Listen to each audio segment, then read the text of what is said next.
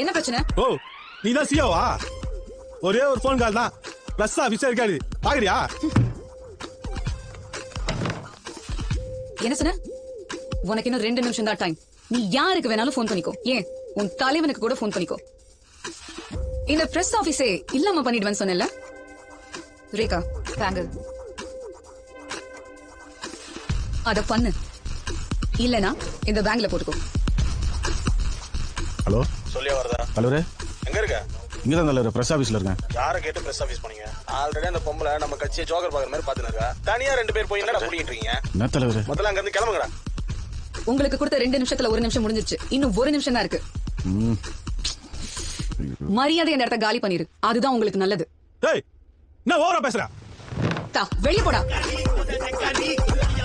என்ன நீ பேசுறா?